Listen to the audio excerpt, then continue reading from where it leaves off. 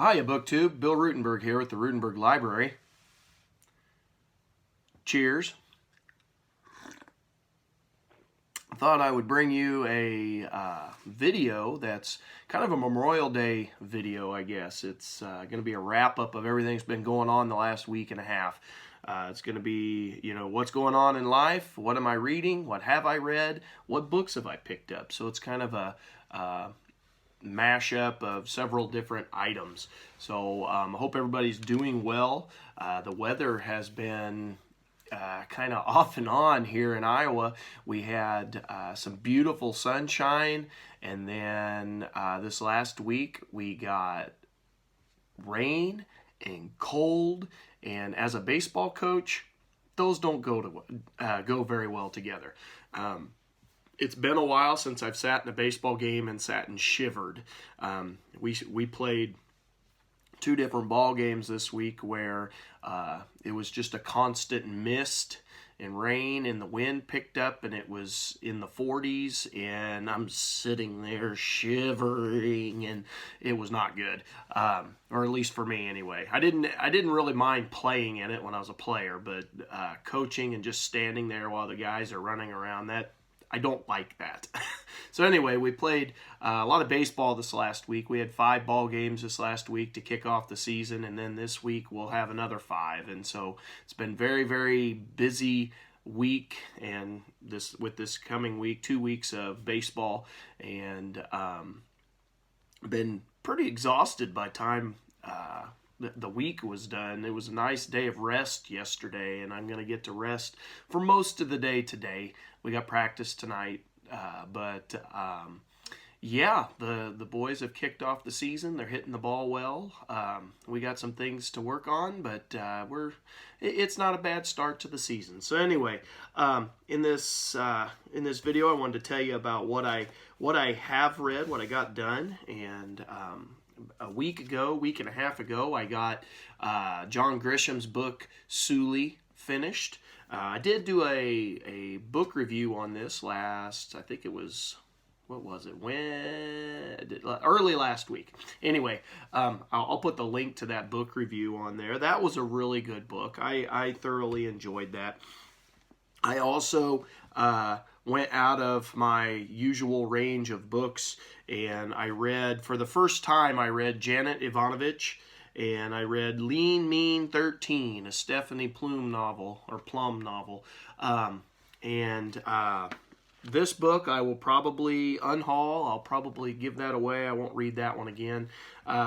It was, I guess, kind of entertaining, kind of not. I don't know how to take it. It was a good book for just getting your mind off of stuff. It's kind of a funny book. Some of the things that happen to the main character, Stephanie, she has some of the silliest stuff happen to her, and yeah, anyway, I'm not going to go into a ton of detail on that, but that's what I read last week, and then since then I've been working on volume 1 of Shelby Foote's series. I'll show you the dust jacket. The regular book's in the other room because I was reading it this morning, but been working on this, and the Union Army and the Confederate Army are fighting right around Richmond. They're almost done with the fighting around Richmond in the 7 Days Battle. Various things happening there, looking at the command in both of the armies, and some people follow directions, others don't. Some people get a really bad case of the slows, and they don't move their armies like they should. It's really interesting, how different personalities of these generals can really take a toll in the overall fighting that happened. So I'm finding that very enjoyable. I'm only taking, since this week started, I'm reading probably about 20 to 25 pages a day, and I figure I'll finally get it done eventually if I keep chunking it like that. And then when I'm done with those 20-25 pages, I've been picking up The Great Alone by Kristen Hanna, and that's just an excellent book. I'd recommend The Great Alone to anybody. I'm sorry I don't have it to hold up. It's in the other room, but it is really looking at what can happen with the Alaskan winter and what that does to people psychologically. And the main character, her dad is a Vietnam vet who's got some issues with when he was in Vietnam. Some of the he has PTSD, and he's a little bit abusive. At least so far, it's a little bit. It's I don't know. I don't know how to take the storyline so far, but she is a really good writer, and I'm enjoying the story. So I'm hoping to make some more progress in that this next week. My daughter, my 4-year-old, really wanted to go to the library last week. She loves going to the library with me. That's one of our daddy-daughter trips. And so we went over to the neighboring town, and she picked up some kids' books. And I picked up, let's see, I did not pick up any book. I got some at the free library, but I did pick up this book magazine, Book Page. And very interesting, gives little tidbits on books that are coming out, and I wanted to get your guys' attention on a few of them, some nonfiction books that are coming out that I think sound excellent. And one of those books is Lincoln in Private by Ronald C. White. Let me show you the cover there. That looks really good. Says, 5 hours after Abraham Lincoln's assassination, his son, Robert Todd Lincoln, wired David Davis, one of the president's closest friends and an associate justice of the Supreme Court, to come to Washington to take charge of my father's affairs. And at the same time, Lincoln's 2 devoted secretaries, John Nicolay and John Hay, assembled the president's papers, including Lincoln's private notes to himself called Fragments. In Lincoln in Private, what his most personal reflections tell us about our greatest president, Lincoln scholar Ronald C. White selects 12 of the 109 known fragments, places them in their historical context, and analyzes the representations of the president's lives and thoughts. Almost every fragment begins with a problem Lincoln was facing, and it's fascinating to see how he grappled with each one. A few fragments may have been first drafts for speeches, but most are reflections that never reappeared elsewhere. Among the issues Lincoln examined are slavery, the birth of the Republican Party, God's role in the Civil War, and how to be a good lawyer. Then it goes on to tell some more stuff. But anyway, that sounds fascinating. I'm really looking forward. I hope I can get a copy. It might be a while because I got to wait on a used copy, but I'm really looking forward to that. That'll be good. Another one that's coming out is by another really good author, Annette Gordon-Reed, and it's going to be her book on Juneteenth. And of course that is going to be talking about the freeing of the slaves and all of that kind of stuff. And I'm real excited about that. It says Annette Gordon-Reed opens on Juneteenth by reflecting on her conflicted emotions about Juneteenth becoming a national celebration. It is, she notes, a distinctly Texan holiday, since it commemorates the day in June 1865 when Major General Gordon Granger arrived in Galveston to announce the end of legalized slavery in the United States 2 months after Lee surrendered to Grant at Appomattox. It's also a deeply personal holiday, one that Black Texans have celebrated with family and friends ever since Granger read out his proclamation. And yet Gordon-Reed acknowledges it's also a profoundly American holiday, just as Texas is perhaps the most profoundly American state, and goes on to tell some more stuff. But really looking forward to that book there. And then I had one other one that I wanted to highlight on books that are coming out. It's called Buses Are Coming by Charles Person, a memoir of a freedom rider, and that sounds like it's going to be really good. Of course, freedom rides during the civil rights movement, and we cover that in my my 6th grade class when we're talking about civil rights movement, and I just think that would be a neat perspective on what the freedom riders went through. So those are just a few books in that magazine that I wanted to talk about. Another library that my 4-year-old and I went to was the one here in town, and of course she picked up some books, and I picked up a couple also. Thaddeus Stevens, Civil War Revolutionary Fighter for Racial Justice by Bruce Levine. And this book I picked up earlier in the year when it first came out and our library first got it, but I got really busy. I had a couple chapters in and I really enjoyed it, but I got real busy and I had to return it to the library. And I just told the librarian that, I'll just come back after school's out and I'll get it again and finish it. And so I got it again. And so I hope to read a little bit on this. It reads really fast. So that's going to be good. It's going to talk about Thaddeus Stevens and his life that was dedicated to ending slavery. And I guess I did get one in our neighboring town's library. I forgot. That's where this one came from. It was a baseball book. It looked really good. A new one out that's called Our Team, The Epic Story of Four Men in the World Series That Changed Baseball by Luke Epplin. And again, I think this is going to get into talking about the color barrier in baseball. I believe it was talking about Larry Doby.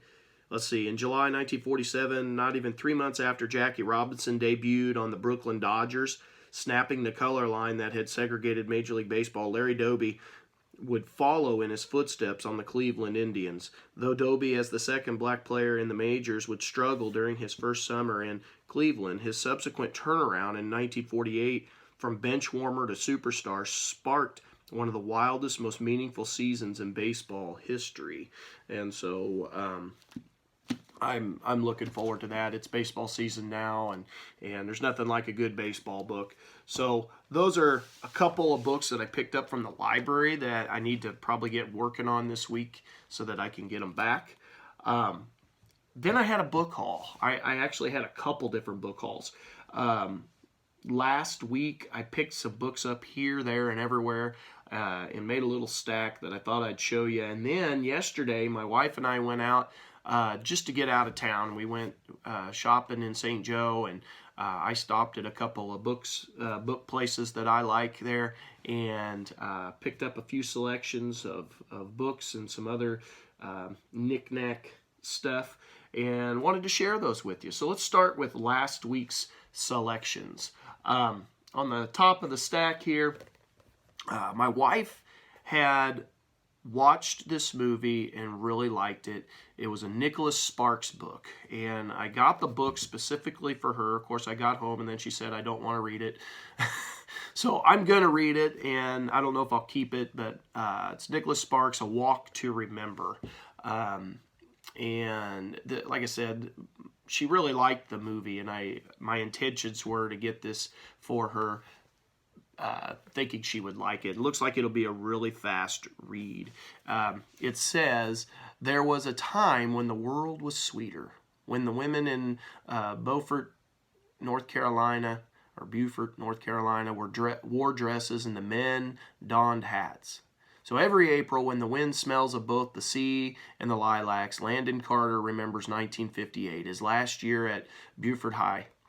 Landon had dated a girl or two and even once sworn he'd been in love. Certainly, the last person he thought he'd fall for was Jamie, the shy, almost ethereal daughter of the town's Baptist minister. Jamie, who was destined to show him the depths of the human heart and the joy and pain of living. From internationally best-selling author Nicholas Sparks comes his moving story, yet a sweet tale of young but everlasting love.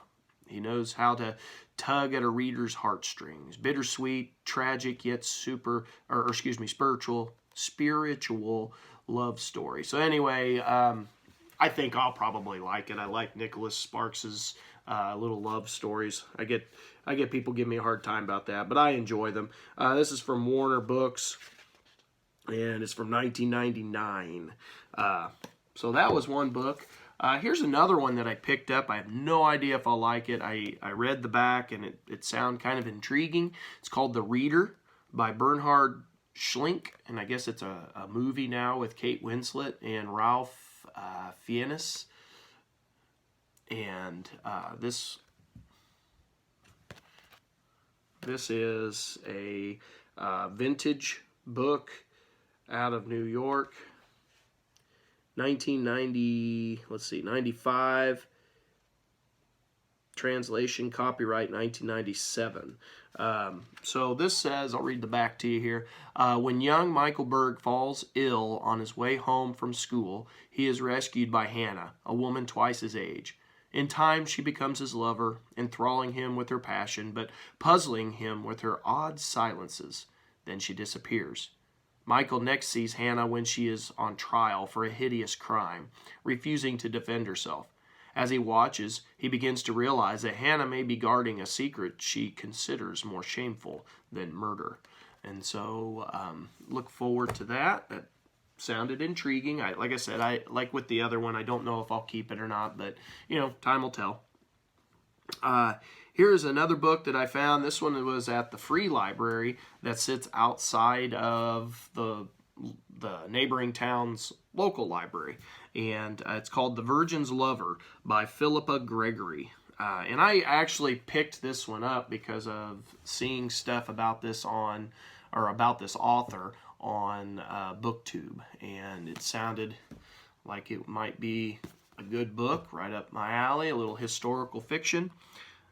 It is, let's see, it is from Touchstone book from Simon & Schuster out of New York, and it's a 2000, this book is 2005, originally 2004. So it says, in the autumn of 1558, church bells across England ring out the joyous news that Elizabeth I is the new queen.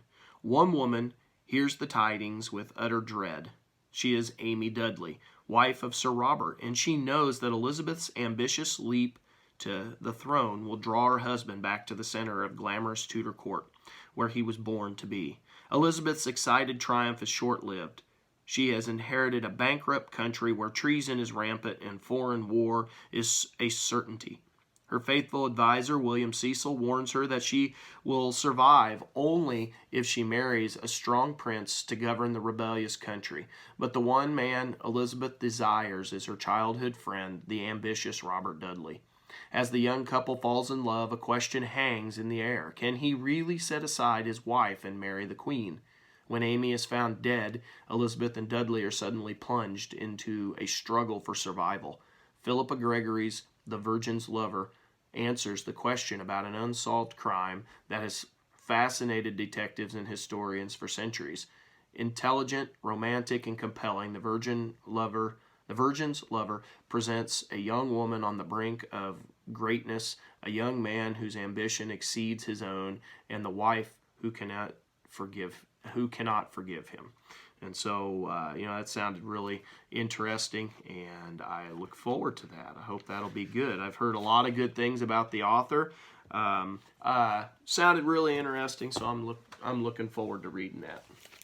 Another book I found at the Friends of the Library in our local library they have a cart that's full of books, since they can't have their big sales, or they haven't yet, since the COVID stuff has been broken out. They've had this cart with books for sale. It's like $1 a book, and you just put your money in the box. And so I found on that cart Jeff Shahara's Rise to Rebellion, a novel of the American Revolution.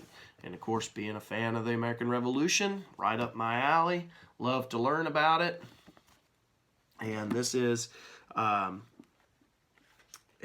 Ballantine Books out of New York, and it is from 2001, so that'll be good. Of course, Jeff Shahara is a great historical fiction writer. Next book that I found off that cart was Michael Tackett's book, The Baseball Whisperer, a small-town coach who shaped big league dreams. And this was a prize for me. I know maybe not for everybody else, but for me it was. This is the story of the Clarinda A's baseball team, and one of their, I don't know if he was exactly a founder, but I know he's the guy that kept everything running forever. His name's Merle Eberly, and just a great story of small town baseball. There's a picture of Merle right there. This is from Houghton Mifflin Harcourt out of Boston and New York, 2016. And this story really is just a cool story. Merle ran the Clarinda A's for a long, long time. They would invite college kids to come play for the summer, and it was a wonderful experience for the kids. He did a great job in taking these kids and shaping them into young men, and getting them a job over the summer, and then they play during the evening, and he just taught them just how to live like a decent human being, and just a really good, talking about work ethic, and kept them out of trouble and built relationships with them. And he had some awesome players come and play in Clarinda. Ozzie Smith, the Hall of Fame shortstop, played there for a couple years. Vaughn Hayes, Bud Black, both major leaguers. And Vaughn Hayes has been a coach in recent years.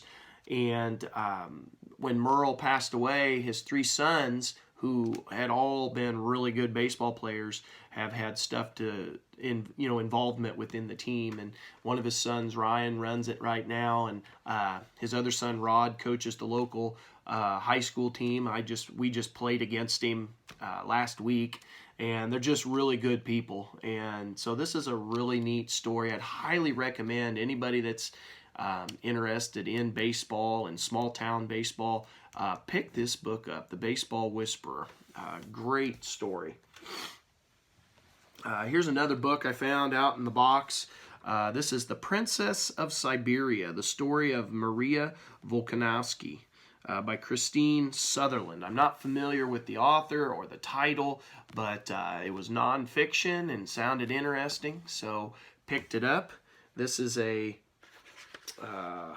Farrar, Strauss, and Giroux, out of New York, and it's a 1984 book. This printing is 1986, and says, beautiful, cultivated, the daughter of a hero of the Napoleonic Wars, and admired by Pushkin, Maria Volcanowski had been married only 1 year to Prince Sergei Volkonsky.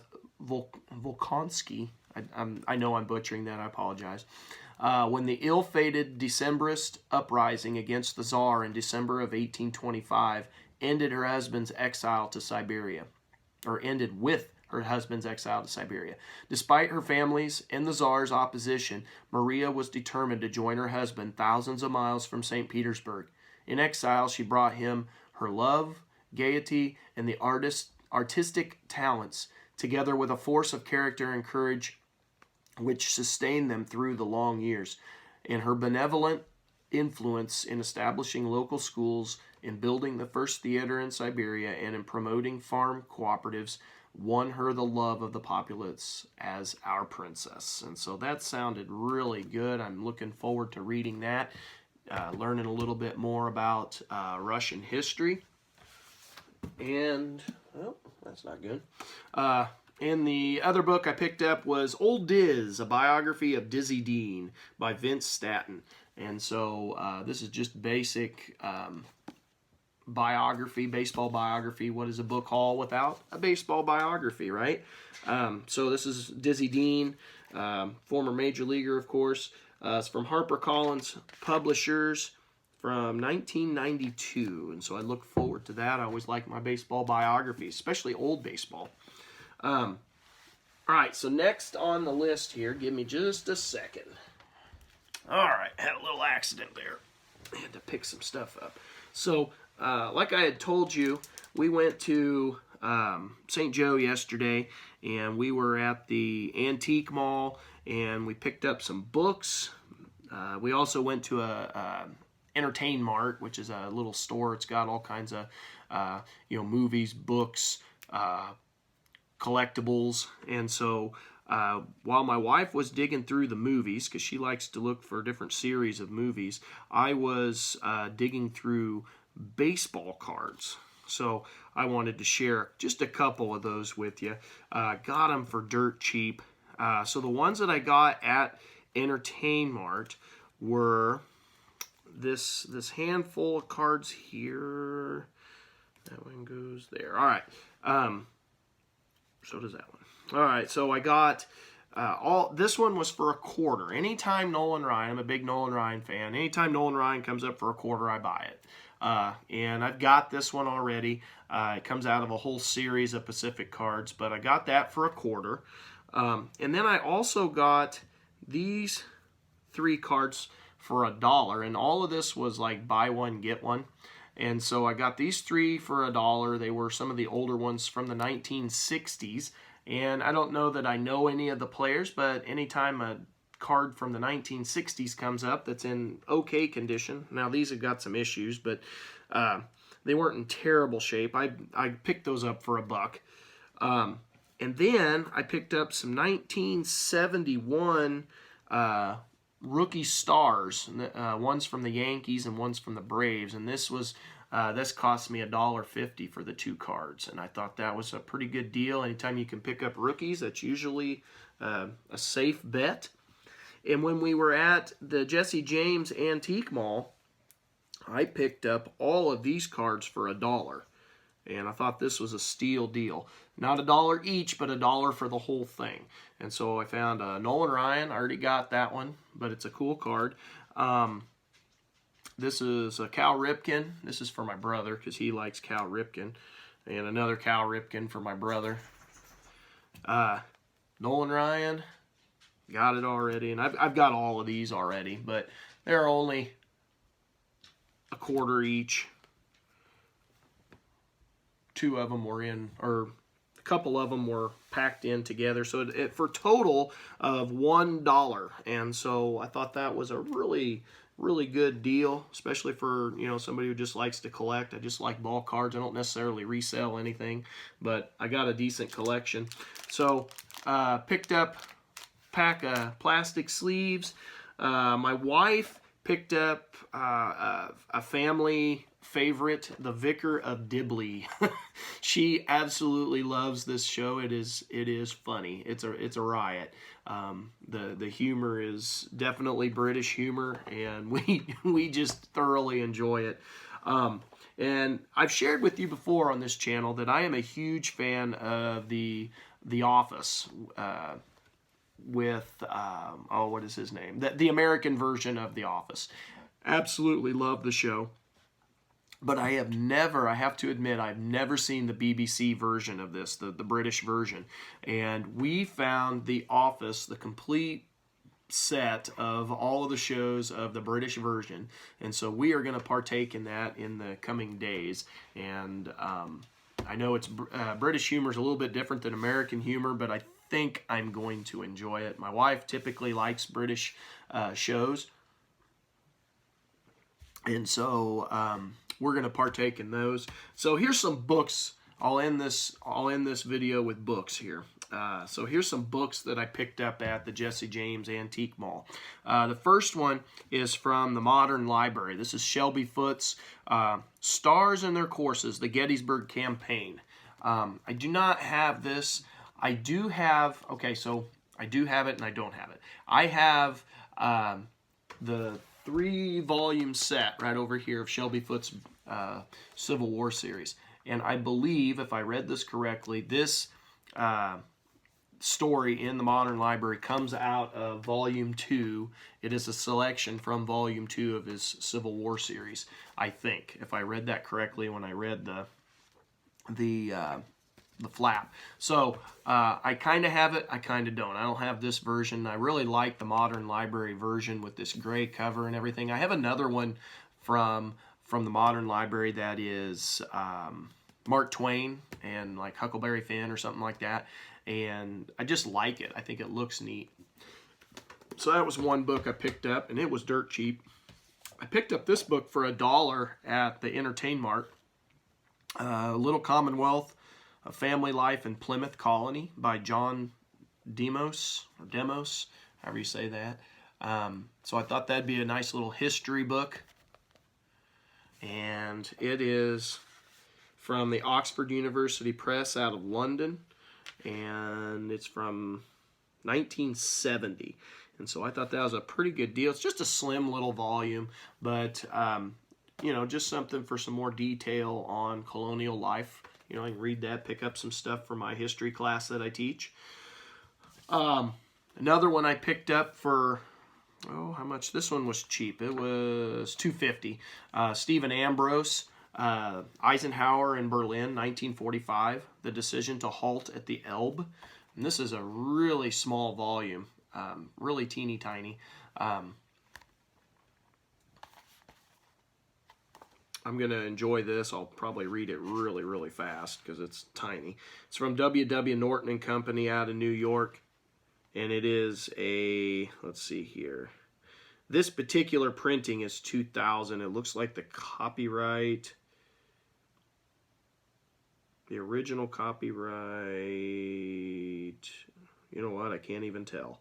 It's got several different dates. But this particular volume is the year 2000. So look forward to reading that. I had not had that before. Here's another new one for me. It's Richard Brookhiser and the Adamses, 1735 to 1918, America's First Dynasty. I guess I read that backwards. America's First Dynasty, the Adamses, from 1735 to 1918. And this is a nice hardback. I got it for pretty decent price, pretty cheap. It is the Free Press out of New York, and it is 2002. I've got some other books by Richard Brookhiser. I like his stuff, and he's a little bit, sometimes a little drier writer, but I do like his stuff. I think it's good. So I'll read the front cover here right fast. It says, Richard Brookhiser has won a wide and loyal following for his stylish, pointed, and elegant biographies of George Washington and Alexander Hamilton. In America's First Dynasty, Brookhiser tells the story of America's longest and still greatest dynasty, the Adamses, the only family in our history to play a leading role in American affairs for nearly 2 centuries. From John, the self-made, tough-minded lawyer who rose to the highest office in the government he helped create, to John Quincy, the child prodigy who grew up amid foreign royalty, followed his father to the White House, and later reinvented himself as a champion of liberty in Congress, to politician and writer Charles Francis, the only well-balanced Adams, to Henry, the brilliant scholar and journalist, the Adamses achieved longer-lasting greatness than any other American family. Brookhiser's canvas starts in colonial America when John Adams had to teach himself the law and ride on horseback for miles to find clients. It does not end until the Titanic sinks. Henry had booked a room but changed his plans, and World War I begins. With Henry near the action in France, the story of this single family offers a short course in the nation's history, because for nearly 200 years, Adams' history was American history. The Adams were accompanied by an impressive cast of characters, from George Washington and Thomas Jefferson to Andrew Jackson and Ulysses Grant to Teddy Roosevelt. America's First Dynasty offers telling portraits of the great men of our past and many of the women around them. John and Abigail's great love affair was destined to be repeated by their offspring and offspring's offspring. As with any family, there was a darker side to the Adams story. Many of its members were abject failures. Alcoholism was a familiar specter, and suicide was not unknown. Only one of the 4 great Adamses was a kind man and father.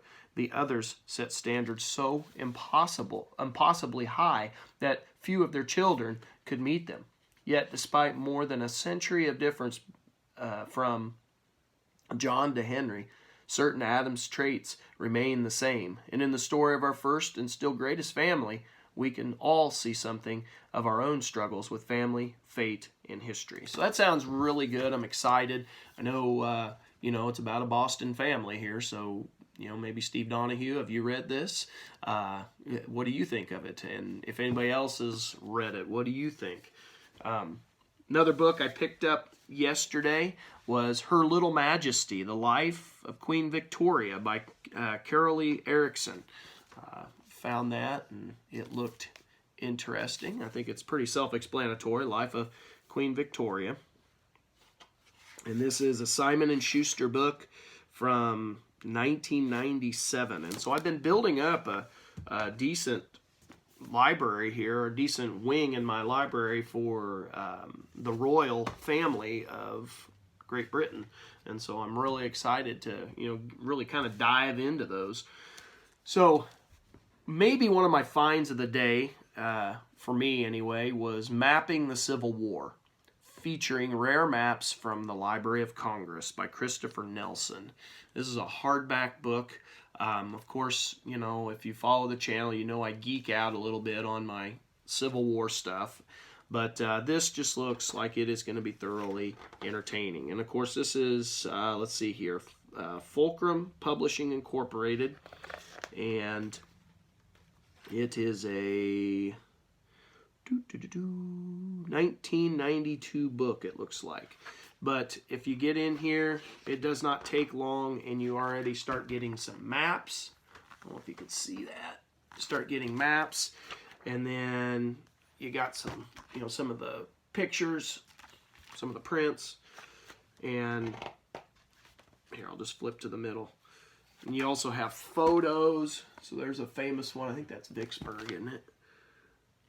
Yep, Vicksburg. Some of the tent cities that were built outside of town in the caves. But it's just got all kinds of stuff in here, and I'm really looking forward to digging into this because it just looks like it's going to be really good. It's got some artists that have created stuff. Yeah. Anyway, again, something to geek out on. While I was at Entertain Mart, I told you that, they've got a little bit of this and a little bit of that. And I picked up a couple comic books from my favorite series of comic books to read, G.I. Joe, A Real American Hero. I got that one, so that'll be good. I got to get that with my box of, I got a box full of the G.I. Joe series. I'd like to get the whole series. That's my ultimate goal. And then Spider-Man. I love Spider-Man. The older stuff, not the new stuff, but the older stuff. And so I picked up, let's see, The Amazing Spider-Man. This is number 383. And they were buy one, get one. So I got one of those for free.